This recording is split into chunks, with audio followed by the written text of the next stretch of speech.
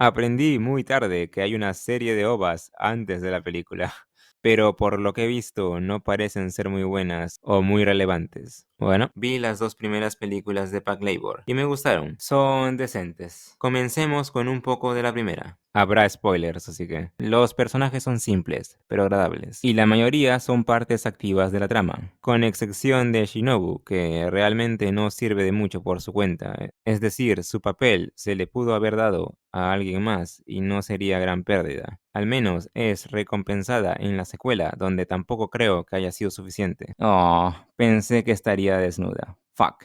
En general, los personajes son divertidos, motivados y valientes. Realmente no hay mucho que decir de ellos. A ver, me gusta cómo Izumi es mostrada como algo tonta y tal vez muy emocional, medio frágil, pero al final es ella quien hace las cosas más jodidas y valientes, como enfrentarse al nuevo mecha controlado. Asuma tiene esa dedicación que es bastante atractiva en un personaje, y el Capitán Goto puede ser tan gracioso como maquinador. Esas revelaciones de que él estuvo jugando ajedrez 3D son divertidas. El inicio de la película, después de la intro de batalla, es algo lenta de mala manera. Se siente pesada por la exposición que los personajes mismos ya deberían saber. Aunque hay partes de ella que sí tienen sentido, ya que es como una visita turística. Además de que le añaden ese detalle de que los mismos personajes están aburridos de escucharlo, lo cual aligera la recepción y lo hace valer la pena. Yo hubiera condensado esa intro, maximizando de esa forma su calidad. Este problema es bastante común en el anime en general y continúa en esta película, con esa escena de Goto explicando la relación de Asuma con su padre, cuando tanto él como Shinobu deberían saberlo. Existen buenas formas de dar información que los personajes discutiendo ya conocen, pero no se molestaron en encontrarlas. Igual no es el mayor pecado del mundo, no hay más escenas así tampoco. El misterio podría ser mejor en tanto la dificultad de descifrarlo como la presentación del mismo. Usan dos veces ese tropo tan común de estar haciendo cosas mundanas y teniendo una idea gracias a ello. No digo que sea algo que nunca pasaría, pero se siente fácil ya que no requiere esfuerzo, es solo estar en el lugar correcto en el momento correcto. Y por eso no me gusta su uso. Pero el proceso no avanza puramente a partir de eso. Asuma sí investiga, así que tampoco es lo peor. Es solo aceptable. Como presentación, me refiero a los puntos de emoción, a la intriga creada por la cinematografía y la música. Por cierto, ¿por qué el tomate que le dio Izumi lo hizo reaccionar? No tengo puta idea. Necesito ayuda. Me gusta esa caracterización medio satánica que tienen los mechas. Como Izumi menciona que el tipo cero se ve malvado y como cuando todos se encienden por sí solos, es como si el espíritu de Jova los estuviera controlando. Son como zombies robóticos, siendo controlados por este dios oscuro. Incluso cuando la fuente del virus es eliminada, este continúa afectando al Type 0, transformándolo de algo servicial y por el bien a algo malvado que quiere eliminarte, que parece tener una inteligencia espectral. Esa luz roja me recuerda a HAL de 2001. Esa forma de presentar esta fría tecnología como algo malvado que deja a las personas atrás, abandonadas, es divertida. Como los pájaros son mostrados como demoníacos en esa otra escena con Izumi, con el 666 en la pata del cuervo, me recuerda a los pájaros de Hitchcock.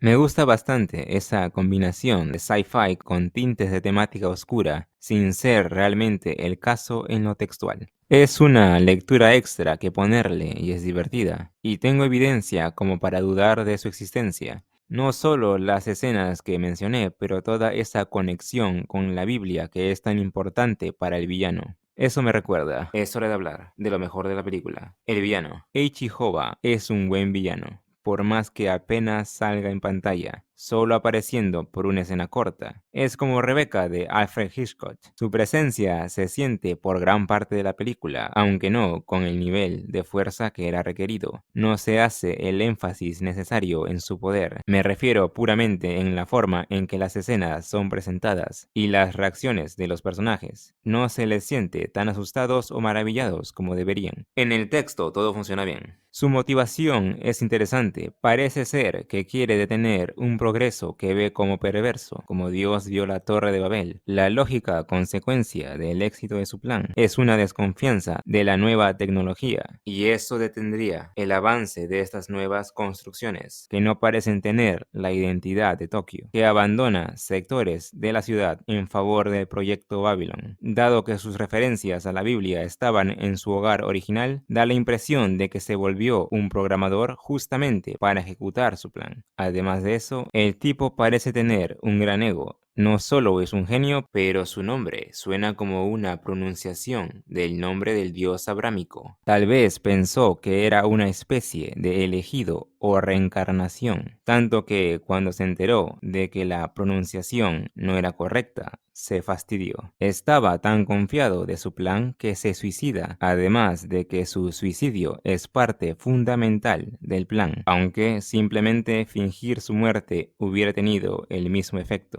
Tal vez no encontró una forma de hacerlo, o tal vez quería asegurarse, o tal vez le importaba más dejar atrás su mortalidad. Dudo mucho que hubiera querido que su plan fuera descubierto. Creo que estaba tan confiado que dejó migajas solo para que pudieran seguir el camino que tomó y lo adoraran o le temieran. Tal vez no quería ser visto como alguien que actuaba de formas misteriosas, al menos no del todo, ya que hay tanto de su identidad que no puede ser conocido porque se borró a sí mismo. Y es esa falta de historia, esa ambigüedad que le da tanto poder como villano, lo hace ver como algo más que humano. El caso es que dejó migajas. A veces el ego se mete en el camino de un plan ideal y una imagen ideal. Y es gracias a este ego que su plan finalmente falla. Esa era la única debilidad del plan, ya que el tifón pudo haber sido previsto. Según entiendo, no se puede predecir por más de 10 días, ni tampoco saber su exacta intensidad. Y al parecer Japón atrae la mayor cantidad de tifones, y ya que es un mundo paralelo, es posible que se pueda predecir con poco margen de error, o sea tan común que la probabilidad de que ocurriera a tiempo era grande. En lo lógico, el plan funciona, y el tener esos niveles de complejidad le da fuerza a esa sombra sobre el mundo que Jova representa. Esa idea de que era un genio,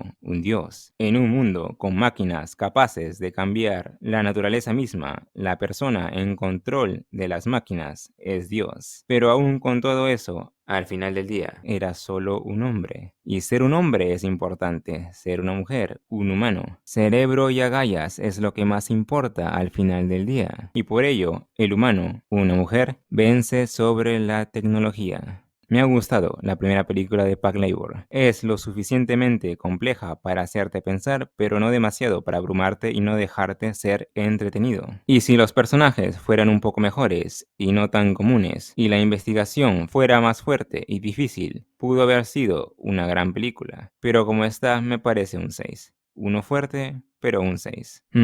Por alguna razón quiero comer un tomate. Por cierto, suscríbete para que me pueda comprar un mecha propio.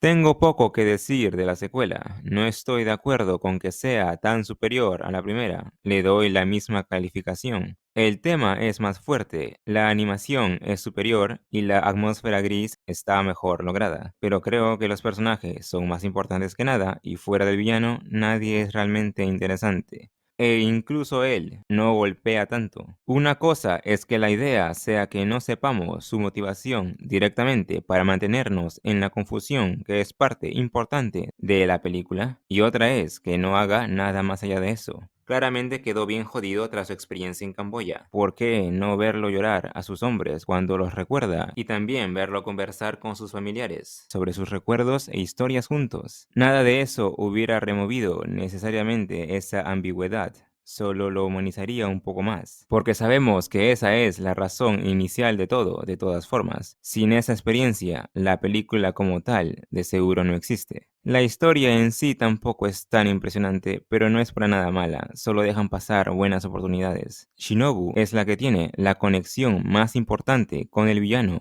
Fueron una pareja y fue adulterio. Hay algo fuerte ahí, emocional y humano, que pudo haber hecho que me importaran estas personas. Un personaje puede ser más que su filosofía o motivación. Si la intención de Oshii es solo tratar su tema a través de la historia y los personajes y no mucho más, entonces no me des cosas que suenan interesantes sientes que no forman parte de ello. Y tal vez esté siendo tan estricto porque yo mismo he escrito algo bastante similar. Supongo que espero que a todos les importe todos los aspectos de una historia y no solo usarlo para presentar sus pensamientos e ideas. Pero supongo que esa es la forma de Oshi. Hay una escena donde Shuge llama a Shinobu y le dice que suena bien. Luego le sigue la escena donde por poco conversan en los botes. Esa escena pudo haber sido alargada, permitiéndoles intercambiar algunas palabras antes de la intervención policial. Simplemente darle más peso a esa relación tan interesante hubiera elevado la historia. Pudieron cortar la primera escena de Noa y Akuma, la de ese subordinado, hablándole a Goto. El chiste ese de la canción, que no fue lo suficientemente gracioso como esta.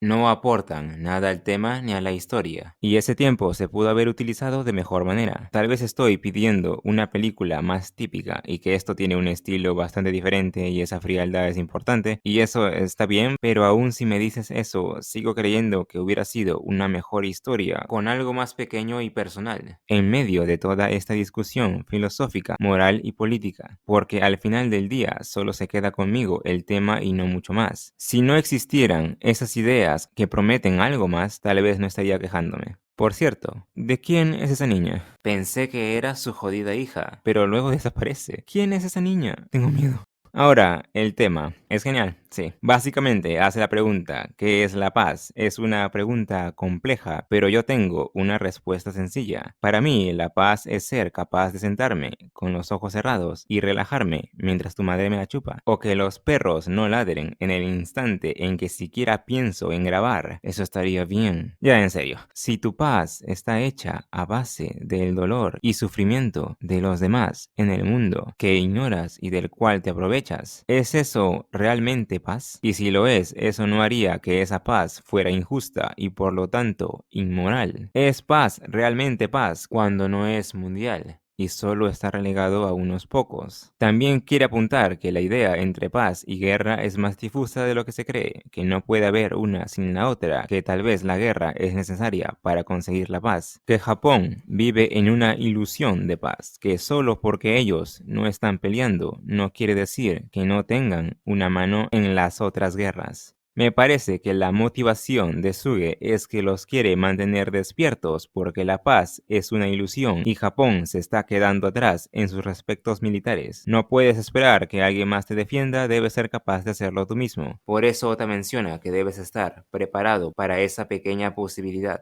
Durante toda la película, los altos mandos son mostrados como cobardes e incompetentes porque no tienen la experiencia o porque están muy alejados de la realidad de la guerra. Son incapaces de lidiar con la responsabilidad, así que mienten y culpan a alguien más. Un gobierno así simplemente no funciona y Yoshi critica eso. Todo lo que Suge hace parece indicar un deseo de asustarlos, de hacerles saber que cualquiera puede hacerles esto y deben ser capaces de lidiar. Nunca tuvo intención de lastimar a nadie, ni de crear una guerra civil, ya que como el propio Oshi dice, nadie gana en la guerra, ni siquiera el vencedor. Por eso no matan a nadie cuando destruyen los labels e incluso les dan un momento para resguardarse. Por eso no matan al detective Matsui ni le quitan el disco que robó. Incluso dicen, Las órdenes son no atacar si es posible. por eso no hay avión, por eso el gas es falso. Aunque sí dicen que había gas real dentro, pero me parece que es más un factor disuasorio que otra cosa, o para hacer ver el peligro como real. Hey, espera un momento. Y luego se pone a llorar. Obviamente está lagrimeando porque no hay peligro, pero me gusta pensar que se siente pendejo por dejarse engañar. Quiero volver al inicio de la película, donde la secuencia no se siente tan fuerte en cuanto a lo textual, pero funciona mucho mejor en lo alegórico, con el contexto de lo que he aprendido gracias a esta película.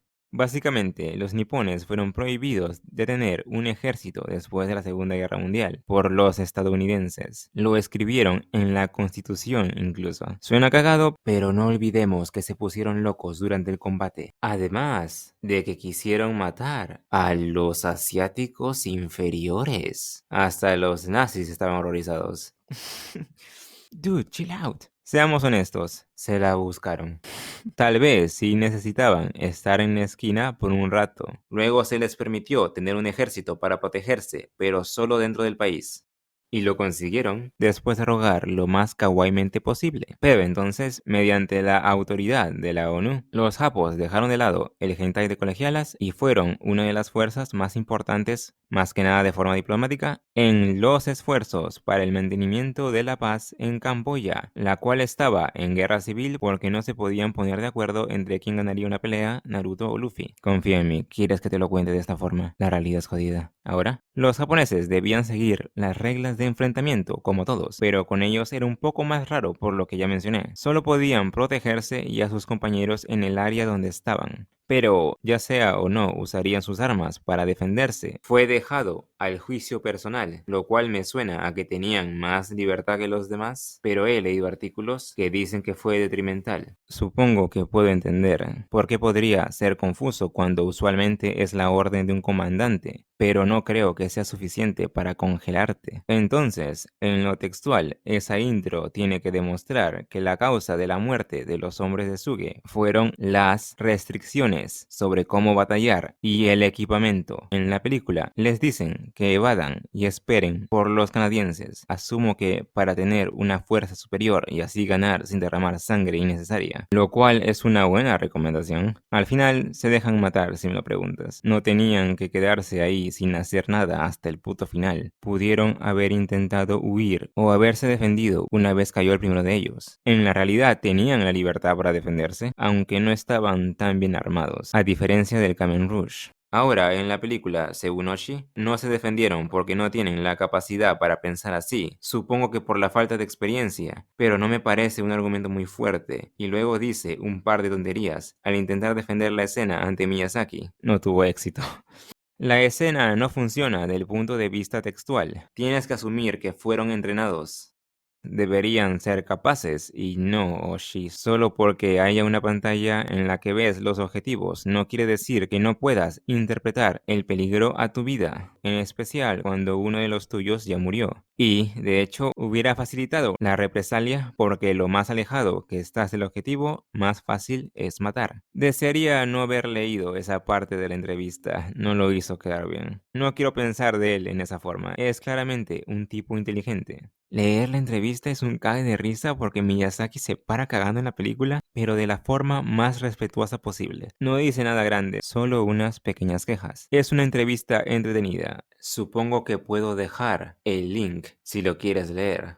Si se supone que refleje las dos muertes japonesas durante la misión de paz, ellos no murieron por estas condiciones. Uno fue Atsuhito Nakata, un voluntario que fue un supervisor electoral, un tipo que solo quería ayudar, y fue asesinado a balazos por el Khmer Rouge, junto con amigos y un intérprete. Y el otro fue Haruyuki Takata, quien también murió durante un tiroteo cuando estaba patrullando con 4 otros policías civiles. Japoneses también. No eran soldados, ni siquiera ese tipo de policía, y no murieron por no ser capaces de intervenir en combate directo. Eran no combatientes y parece que fueron sorprendidos. Sí, me metí toda una investigación sobre una película que no me gusta tanto. Todo este puto esfuerzo para nada. Ni siquiera he usado todo lo que aprendí. Podría estar cogiéndome a tu madre ahora, pero no. Estoy leyendo páginas y páginas de mierda para un par de minutos de video. Que alguien le pregunte a Andoni si mi entendimiento histórico es correcto. En lo alegórico o metafórico o shiórico, creo que esa escena es sobre demostrar que las restricciones sobre Japón son caca y básicamente lo que les pasa a los hombres de Shuge le pasará a todo el país si son atacados. En ese sentido, encapsula bien el mensaje y funciona,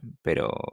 al final, creo que Suge se refiere simplemente al futuro del país ahora que tal vez han entendido su mensaje. Por cierto, ¿por qué se ve tan viejo? Supongo que para representar el precio del estrés. Pero teniendo en cuenta de que todo lo que él cree es lo que Oshi técnicamente cree, tal vez solo haya sido para hacerlo más querible. En fin. Creo que terminé. Me gusta más la primera como película, pero diría que son igual de buenas, con diferentes fuerzas y debilidades. 6 para cada uno. 6 para la primera, 6 para la segunda, 6 para ti, 6 para todos, 6 para todos. No voy a ver la tercera porque me dijeron que es mierda. Alaos.